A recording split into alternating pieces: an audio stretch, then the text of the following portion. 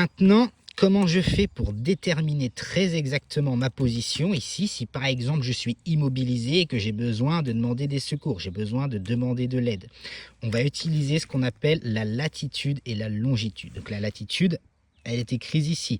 C'est les petites valeurs que j'ai ici. Donc là, on est en degrés, minutes, secondes. Tu peux tout simplement avoir aussi d'autres types de coordonnées. Ça dépend vraiment du format de ta carte. Et la longitude, encore, on a des coordonnées en bas. Donc c'est tout simple. Si tu as un trou, tu as juste à regarder ta boussole, ta rose des vents.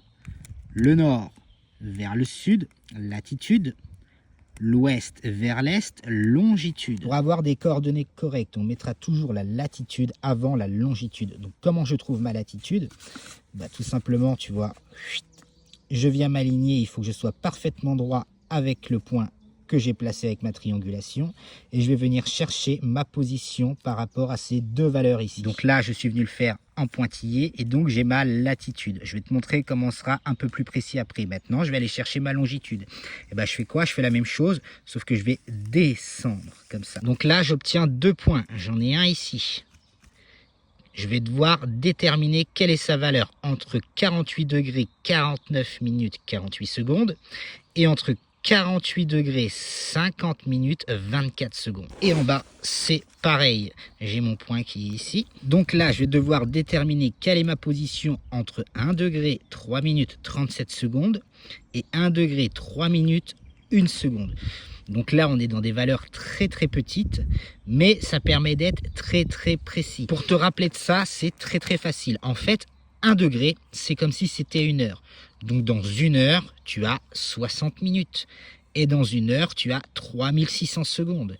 Donc c'est pour ça que 1 degré égale 60 ou 1 degré égale 3600. Donc comment on va affiner notre latitude? Là, je t'ai marqué les 2 points. Donc là, on a 49 minutes et là, on a 50 minutes.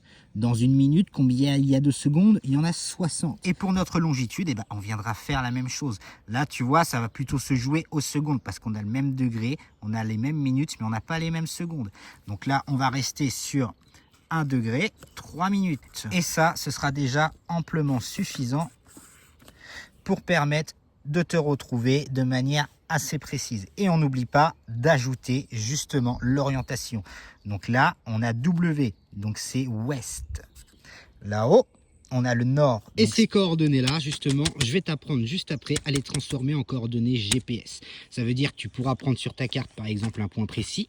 Tu pourras faire la même chose, aller rechercher ta latitude et ta longitude.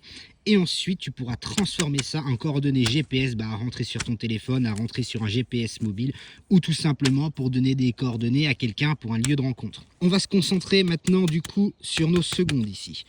Alors la première des choses à faire, c'est qu'on ne va pas tenir compte du degré et des minutes parce que tu vois, c'est exactement la même chose. Donc en fait, il n'y a que les secondes qui vont changer. Et entre les deux cases, la première des choses à faire, c'est chercher le milieu de la case. Pour ça, tu peux t'aider de ta boussole, des graduations de ta boussole. Comme tu peux le voir, là, j'ai mis le 0 à une extrémité.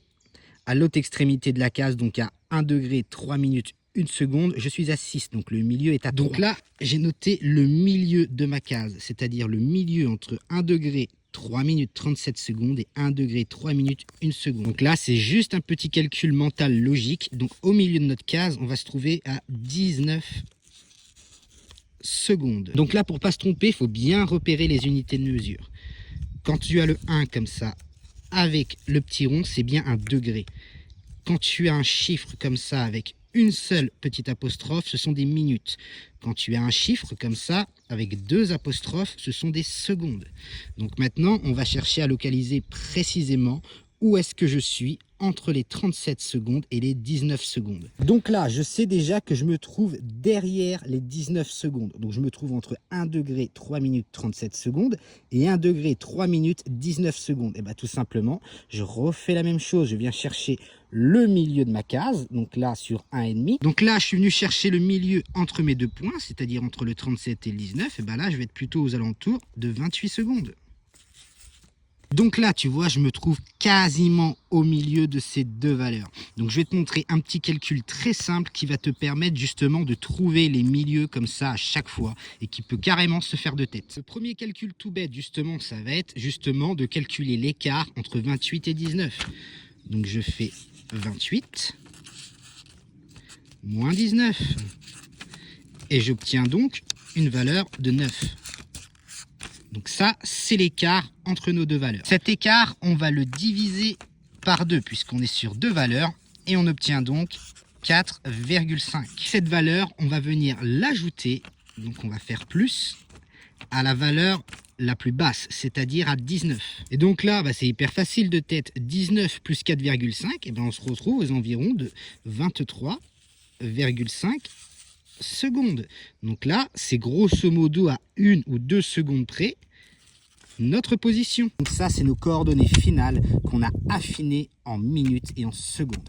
On a une latitude de 48 degrés, 50 minutes, 6 secondes nord et une longitude de 1 degré, 3 minutes, 23 secondes ouest. Comme je te l'ai dit en début de vidéo, on mettra d'abord la latitude, puis la longitude. Maintenant, je vais te montrer comment est-ce qu'on transforme ça en coordonnées GPS. Donc ça, ces coordonnées-là, c'est ce qu'on appelle un format DMS. Degrés, minutes, secondes. Nous, ce qu'on veut pour pouvoir enregistrer ça dans un GPS, ça va être des degrés décimaux. Et pour ça, on a la même formule qu'on appliquera à chaque fois. On a pour ça une équation. Elle est facile à faire, elle est facile à se rappeler et ce sera toujours exactement la même chose. Donc les degrés décimaux, c'est égal à degrés plus, entre parenthèses, le nombre de minutes sur 60 secondes, plus, entre parenthèses, le nombre de secondes sur 3600. Parce que je t'ai dit que 1 degré, on pouvait considérer ça comme une heure. Donc dans une heure, il y a 60 minutes et il y a 3600 secondes. Donc là, je vais te montrer l'exemple avec la latitude. C'est très simple. On a 48 degrés. Donc ça nous donne degrés, 48, plus, entre parenthèses, le nombre de minutes. Donc on a 50 minutes sur 60, plus, entre parenthèses, le nombre de secondes, 6 secondes sur 3600. Et ça va nous donner nos degrés décimaux. Donc inutile de te rappeler les règles de base de mathématiques parce que sinon on ne va pas s'en sortir. On calcule toujours avant ce qui se trouve entre parenthèses. Ce qui nous donne 48, donc le nombre de degrés, plus le résultat qu'on a obtenu ici, donc 0,8333, plus le résultat qu'on a obtenu ici, 0,0017. Et on obtient donc 48,835. Et on n'oublie pas, bien sûr, degrés nord.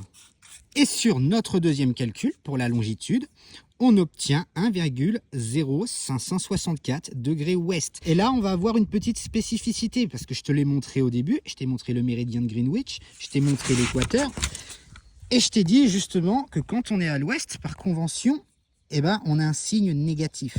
Et c'est pour ça qu'il ne faut pas confondre justement un moins que tu vas trouver sur la carte avec la déclinaison magnétique. Donc là, on a 1,0564 degrés ouest, comme on est à l'ouest par convention, on met un moins.